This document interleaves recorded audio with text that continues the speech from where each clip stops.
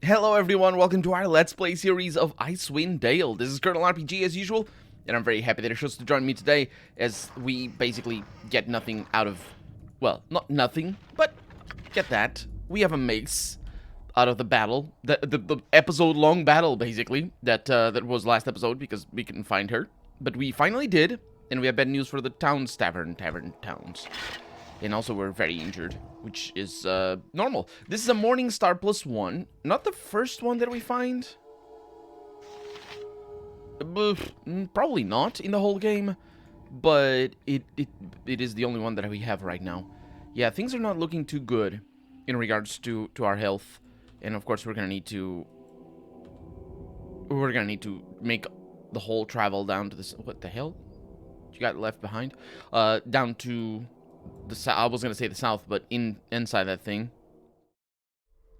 Let's camp out here just in case it matters, because it probably will. And healing spells cast on rest, very important, and everything else is good. Actually, well, not everything else is good.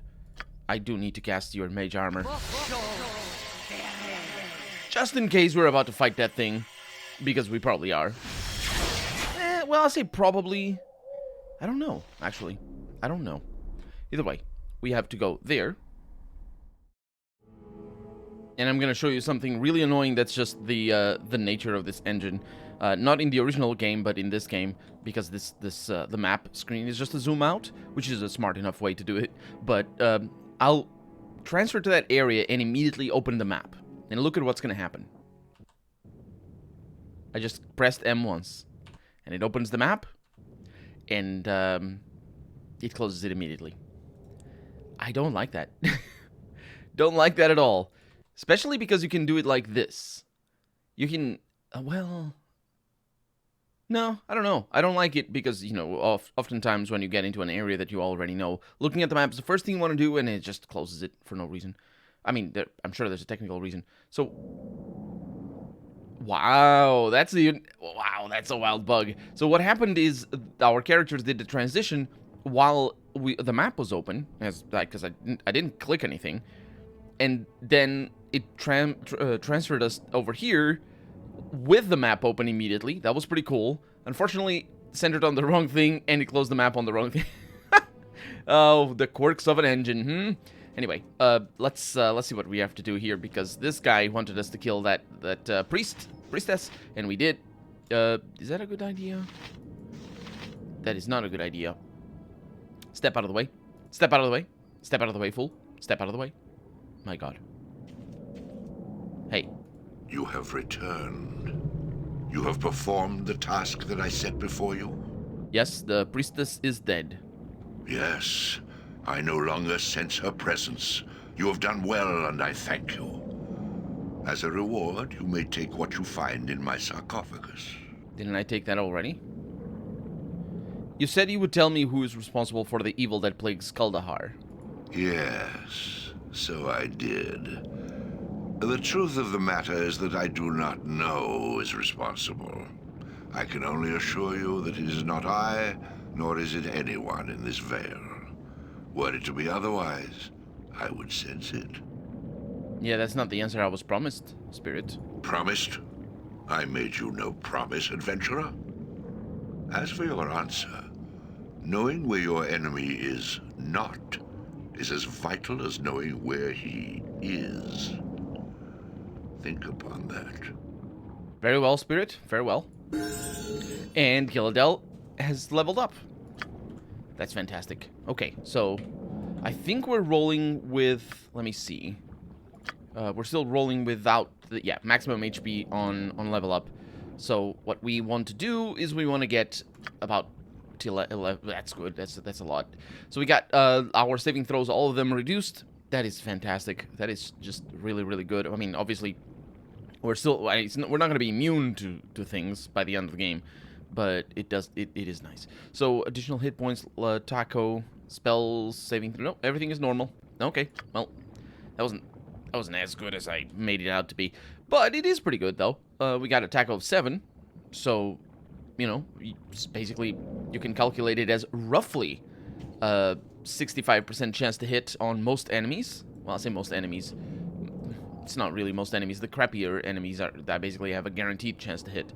But on the tougher enemies, it's probably like 20, or not 20, 20, 30, it depends, because tougher enemies have like -4 and -5 armor class.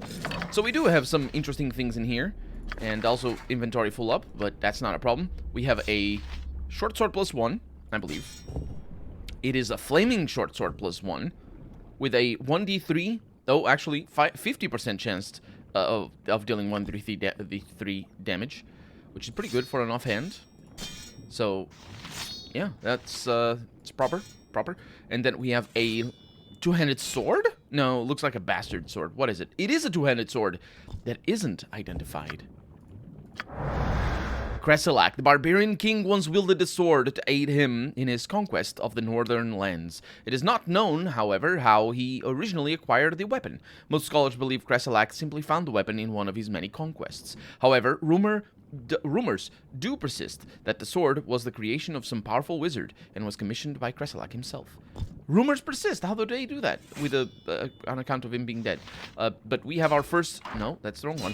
Our first +1... Well, I imagine it's a +1. It's a cold resist +10. That's not good. But yeah, +1 two-handed sword. That's very important. That's really, really important. And I wish I had it before. But of course, we didn't. What else? A helmet. It's a cool-looking helmet. But it isn't any different. I don't think it is any different. Yeah, let's just go with that. It is any. I don't think it is any different from much stuff. Ooh, this is a. Look at that. Only him can wear it. It's an armor. Plate mail is a combination of chain armor with metal plates covering the vital areas such as chest, abdomen, and groin. Similar in construction to bronze plate mail, true plate mail comprises chain and leather. The D&D wasn't written by people who knew medieval weapons very well. We don't question it too much. It does have armor class 3, and it is an improvement. Why is it only usable by you? Because it's not usable by a bunch of things. Also requires 12 strength. Well, she has plenty of that. Let's see. Cannot use the item. That is the sound that means cannot use the item. It's a scary sound. But, yeah, that's just a normal plate mail armor. I really thought it was armor class 0. Well, that's a good reward. Kreselak. You have done me a great service by removing the threat of the Auralite priestess. For that, I am grateful. However, I would ask you to leave me to my rest now. There is nothing else that either of us can do for the other. Farewell. Farewell. Don't laugh at me. Creepy bastard. Anyway, yeah, that's it. That's the rub. And we're gonna say goodbye to the Veil of Shadows. It was quite the gauntlet. Quite involved. And we're going back to Kaldahar. The map is confused. Did I break the game forever? I hope I didn't. And we probably should go to the tavern and tell them about how, you know, the people dying. I also talked to the person that we didn't talk to eventually because I reloaded the, just make sure that's done just in case. I also have figured out why the jiggles happen, by the way. I'll explain to you at my earliest possibility. So, keep your damn horses stabled. Excuse me. I'm part of an expedition in Kaldahar, and she says all of the things that we got already. And then we can ask all the things that are normal. And, thank you. Thank you. Okay. So, Whitcomb. Bad news, dude. I mean... Welcome back, friend. Can I get you a drink? Yes, Whitcomb. I had a disturbing encounter with one of your barmaids, Lyson. Or Listen? I don't remember. In the Veil of Shadows. I was wondering where that fool woman had gone off to. I was worried she'd been taken by raiders, but in the Veil, you say? She said she was going to visit family in Upper Kuldahar, like she does every other month or so. Yeah. I also forgot about his voice, so I probably am giving him a different voice than what I did before. Well, I suspect that was a story she told you so you wouldn't know she was going on religious retreats. She was a priestess of Auril, and she would head up into the Vale to do the will of her goddess. She won't be coming back. What? Are you serious? Lyson may be as cold as a witch's breast, but a priestess of the Frost Maiden? Come now, don't jest with what... Look, I did what had to be done. But she had winter in her heart and meant Kuldahar harm. So I was forced to fight her. I don't wish to discuss it anymore. I see. Well, to tell the truth, I suspected Lyson was something more than she let on, but still, an Ordelite. Oh, this is interesting. It's the second time, specifically regarding her, that the game says something more than than she let on in this case, and something more than a.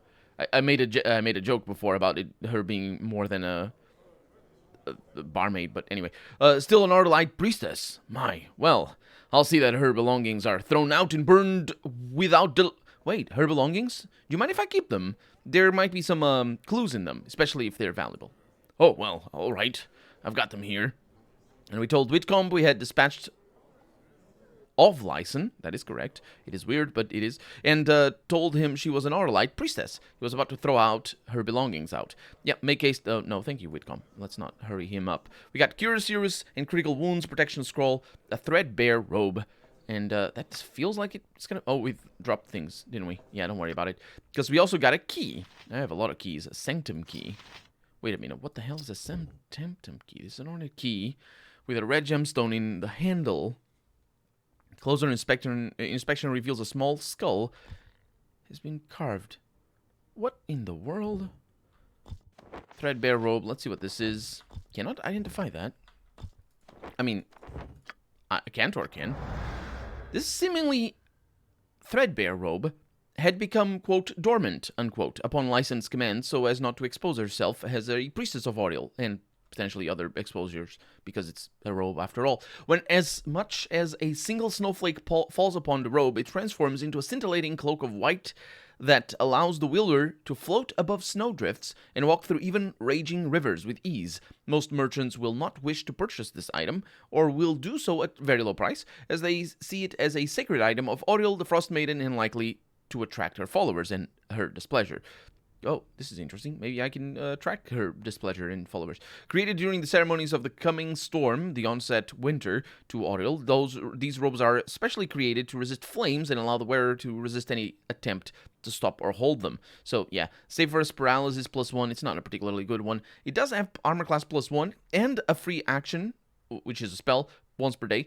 And that's pretty good. That's pretty good. We have a little bit of fire and cold resistance. You know what? That is not bad at all. Unfortunately... Oh, cold resistance. Yeah, oh, wait a minute. This is a cloak. This item cannot be equipped due to other magical equipment you are currently wearing. I believe it is anything that adds armor class. Yeah. It's this thing over here that also adds saving throws. So we're not going to go with that. We're going to give that to our tank. And free action is nice for a tank. So that's pretty good. We have some spells, but we are not going to need them because we don't cast them. We have a protection scroll over here from fire or something like that. It is indeed protection from fire. And the key that is... We got a lot of keys. I really need a bag of holding. Did we find a bag of holding? I think I might have. I don't remember exactly. Welcome back, friend. Can I get you a drink? No, not really. Let's get out of here. So, what about the jiggles? What is going on with... Oh.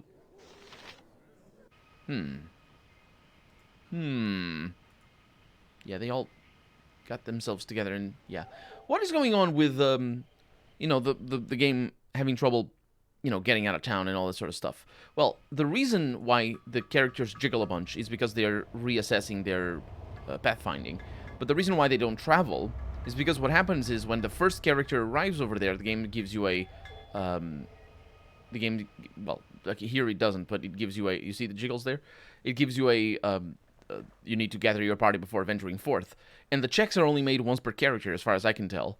And I don't... Well, maybe they are not made once per character, but if they were made once per character, it would explain the jiggles. Maybe they are made like once per character every 5 seconds or every 10 seconds, and that's why eventually you travel, but sometimes it takes a little while and it's weird. So the best way to do it is just to select, when everybody's together, select the frontmost character. And I think selecting them alone is makes them recalculate their pathfinding, and that's why when you select one character, they immediately travel. But even if they don't, select the frontmost character and just click again, and it'll check. Because you don't actually have to click, like, you don't have to do it as I do, which is select everybody and then click on the exit. You can just select one person. As long as the other ones are in range, they will all travel together. If it is a location that requires them to travel together, that is.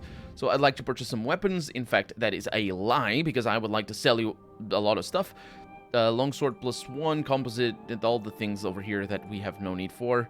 At least, I don't think I have need for. Berserker darts, we never saw what these do. Oh no, it's just bad. You throw them and then you go berserk. Oof. I mean, it's not terrible. Going berserk isn't, you know, it's not like rage.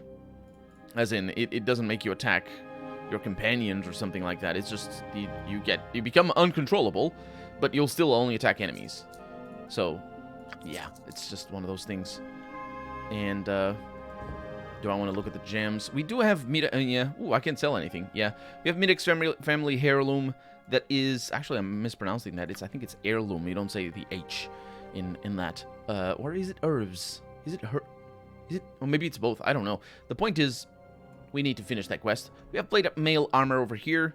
Oh, it's the same. Ours just looks different. Huh. Curious. Curious indeed. Anyway, what I was looking for was an item that I wondered before if I could buy. Plate mail +1. Oh, right, the bag of holding. That's what I'm wondering. Giant killer. Oh, it's a sling. Of course you have a giant killer in a sling. Of course, of course. And actually, I think that item exists with a different icon. That icon is very weird. But with a different icon, I think a similar item exists in Baldur's Gate 2. The Spear of White Ash over here. No, don't need that. Love of Black Bess. 10% of all hits cause the target to lose 4 points of luck. Do we even know what luck is? Maybe it explains it over here. Hell Pick, yeah. The Lucky Scimitar. And Gem Bag. Nah. No bags of holding, at least as far as I can tell. They have a very distinct look to them in Baldur's Gate 2. I don't believe they exist in Baldur's Gate 1. But their look in Baldur's Gate 2 is the look that I'm accustomed to. So, look at that. You click on, yeah, basically clicking on a single one makes it so that they automatically reshuffle. So we need to go to Midek. To Midek's. I believe Midek might be over here. It earns to the Potter. I don't actually know. Yolder's house. I thought he was right at the beginning, actually. It might have been Girth's equipment store. Yeah, it could have been. Yeah, somebody asked us. Was it? I don't know. Let's see. Maybe it was here. Hello. Townsperson? No, you're just a normal townsperson. Oh, look at the jiggles. It's all fine. So let's go. Well, we have another place, and then I'll figure it out where Mirek is. But we need to go talk to the druid. The one that lives right at the bottom of the tree. Well, actually, all of them live at right at the bottom of the tree. The tree is over here. For some reason, I thought the tree was over here, but it isn't. So, yeah. Excuse me. Adondel? That's right. I forgot your name. Oh, you have returned. What news? Does the evil we seek lie within the Veil of Shadows? Well, I've discovered that the undead in the Veil of Shadows were not connected to the disturbances in the past. Then the true source must lie elsewhere. I sense this evil has taken great care to conceal itself from prying eyes. I fear that by the time we discover it, it may be too late. So what are we to do? There may be a way to find that which does not wish to be found through magical means. However, to accomplish this, I will need your help. We are ready to help any way we can. Then here is what must be done. I need you to find an ancient druidic artifact known as the Hearthstone gem. It is a powerful scrying stone that can be used to divine the location of this evil. Long ago, the Hearthstone rested here, within this shrine. The druids of Kuldahar used its power to gain insight on the balance and to look into the affairs of men throughout the realms. Then, one day, an initiate of the shrine stole the Hearthstone and fled Kuldahar. The young druid had grown impatient with the humble teachings of his mentor, the archdruid, and hungered for power of his own. He disappeared into the mountains, along with the artifact, and was never heard from again. A few short years after the theft, there were rumors of a strange cult establishing a temple in these mountains. It is conceivable that the rogue druid may have been connected in some way with the emergence of this new cult. If so, then it is possible that the Hearthstone gem may still be found within this temple. The temple is rumored to lie in a canyon far to the east of Kuldahar. I have updated your map to help you find your way. Journey to the temple and discover if the Hearthstone is indeed there. If so, return it to Kuldahar, and I shall use its power to find the answers we seek. Very well. We shall do as you ask. And we have 3 level ups. Nice. We have agreed to search for the missing druidic artifact. That is indeed the case. Please, you must make haste. Time works against us. We must discover the source of this evil before the balance is altered irrevocably. Yes, yes. Let me level up first. So, we got some interesting potential here. +3 on Constitution. We rolled very poorly on that. Very, very poorly. Don't like that. Don't like it. What? Oh my god. We rolled a 5 again? Or am I... Hit points of... No.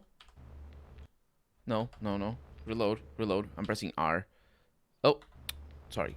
L. Pressing L. So, there it is. 10 hit points. That's more like it. Even though I don't think it's a maximum, and we don't need the maximum. Otherwise, I would choose the maximum. So, we got level 3 spells. That's really important. I never remember what the shortcut key is for the priest scrolls. It might be 2, or it might be B rather. I was clicking on 2, but I don't know because W is for the wizard's spellbook. So what do we have? Free? Nah. Well, things. We just have normal things that we already saw. Mold touch, invisibility purge. Invisibility purge is not a bad thing. And it's another one of those preventive things that, you know, somebody casts invisibility and then you can't see them because nobody has true sight. Unless somebody has true sight, but I don't think Advanced Dungeons & Dragons has feats that give you true sight. Because you can't play as a tiefling. Well, you can play as a tiefling, but because they have rule sets, but you can't play it as in this game. And tieflings, I think, have true sight. And you also have the drow who have true sight. There's a few that have true sight. I think the drow have true sight. I'm not sure. Maybe I'm wrong on that. Either way, we have Minhara over here, I think. That's her name? I don't remember. Either way, it's Ardagar, of course. Very spellcasty name. Hit points increased by 6. That is awful. That is really awful. She actually, I need her to have good hit points. Oof, that is even worse. What are we gonna go up on? Probably find traps, yeah. Oh, it's a thief level up. Yeah. Let's see how. I need her. I can't allow her to have too little health. Let's give her the maximum HP, because maybe she doesn't have that many. It's only 7. Okay, so we weren't being too shafted. So we have find traps over here at 75. And then what else did I get? Taco, mage spells level. Okay, so it's a mixed level. It's not just the thief level. That's not how it works. It's a dual class. It's not multi-class. The distinction always eludes me. So we got some saving throws, but not too many. And of course, level 1 and level 2 spells, mage spells. That is, those are good because now I can have things like a magic missile, or I could have them before, but it's fine. On level 2, what do I want? a blindness. Blindness can be really handy. Blur is also pretty good. For her, specifically. It's a good defensive spell. But I tend not to use too many defensive spells. I mean, for her, I'm going to need to. But as for me, like for Cantor, I'm not going to use too many defensive spells because let's keep the maximum HP. Because the rest of the party can tank for me. So the only real spells that hit me are AoE spells. Or targeted spells, that is. And because the AI here is not like in Temple of Elemental Evil, where they will kill your mages if they are anywhere in sight. They will kill them. It's like proper AI. In this game, they just attack whoever's nearest. And the AI is very simple. So you can absolutely play to your advantage there because they don't know what they are doing effectively. So we have a level 2 spell, an extra slot for a level 2 spell. We have...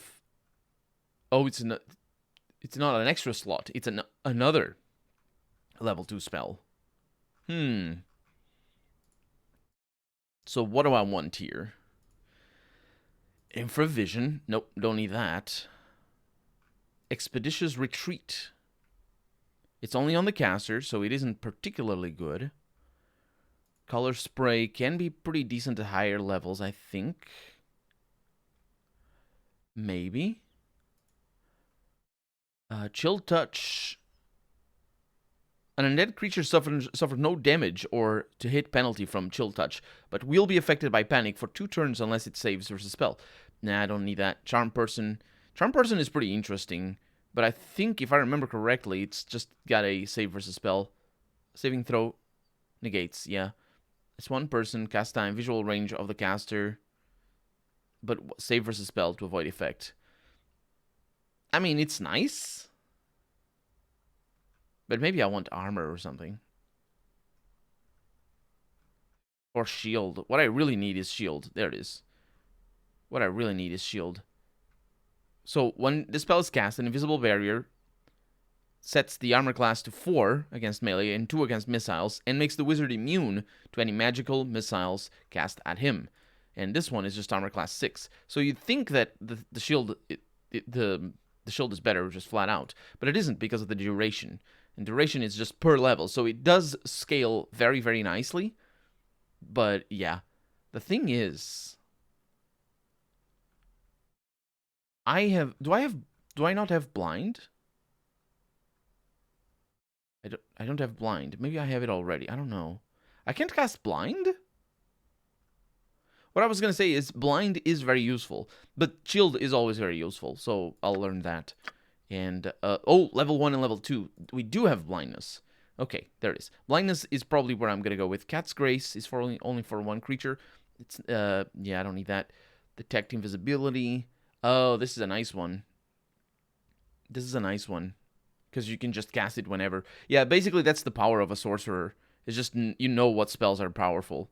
And Detect Invisibility is powerful, and you can just cast it. So, blindness is good, but it's also very contextual, so you don't need it. And so basically the other spellcaster can cast it. So, not going to go with blindness. I will probably go with Detect Invisibility, because it's very contextual. And Knock, we don't need that. Power Word Sleep. This one is just different. It's a power word, but really it's just, if I remember correctly, unless I'm mistaken, and I'm not going to read it right now, it's just basically a more powerful sleep. It's not like a invincible sleep, which would be amazing. Ray of Enfeeblement. Is this the one that lowers their saving throws? The victim is reduced to a strength of 5 for the duration unless the spell is save versus spell is made. So we got a resist fear over here. Very contextual as well. So I like that. I would like that, but I'm not going to. Vocalize is interesting, very contextual, but it's better to resist silences. So, yeah, right now I think Detect Invisibility is the best thing. And you are just not going to have the Detect Invisibility because we don't need that.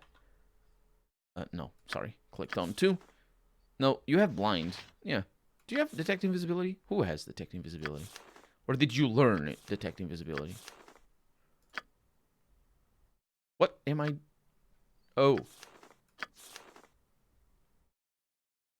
Invisibility Purge. That's the same spell, basically. Yeah, we don't need that. We can give you some more healing. Yeah, that's good. Unless, what is that? Storm Shell. This spell surrounds the caster with a bright sphere of disruptive energy that moves with him. Her, in this case. The Storm Shell increases the caster's resistance to fire, cold, and electrical damage by 50%, which is pretty good. It's pretty powerful, because you can easily get to 50% resistance to any one of those elements by using a potion. And so basically you become immune to that damage, which is very, very important, especially in, as I was saying before, a game that has bad AI, because, well, you just, you know, are you being attacked by a super huge dragon? No worries, just get one of your party members to stand right in front of the dragon, completely immune to the dragon's damage. Well, it's not quite as simple as that, but still, completely immune. Let's just skip over how the dragon can slap you, but yeah, and everybody else shoots the dragon from afar. That's definitely a strategy, and definitely works. Although, in my experience, another strategy that is very good against dragons is to have increased alacrity and time stop. Although some dragons are immune to time stop, especially in Baldur's Gate 2. But increase alacrity and time stop so that you can cast a bunch of the reduce damage resist or reduce magic resistance and reduce the spell saves, and then cast 5 or 6 blindnesses on top of the dragon immediately, and the dragon becomes blind. And what happens with blindness in this game, I'm not sure if that's how it's supposed to happen, but what happens, at least in Baldur's Gate, what happens is that the enemy basically becomes stopped. It doesn't do anything. So you can just kill the dragon at your own leisure. And blindness lasts forever. The dragon doesn't have any dispel spells, and is alone, usually. So that's how you kill dragons. Hopefully we'll see that. But yeah, if you're wondering what my strategy is with the spells, that is my strategy. Although I'm not sure if we're ever going to get increased alacrity. Hopefully we will, but for right now, I'm Colonel RPG, and this has been Icewind Dale. I really hope you've enjoyed it, and if you did, go ahead and leave a comment, like the video if you want to see the next episode come out sooner rather than later. But above all, thank you so much for watching, and I hope I'll see you next episode. Bye-bye.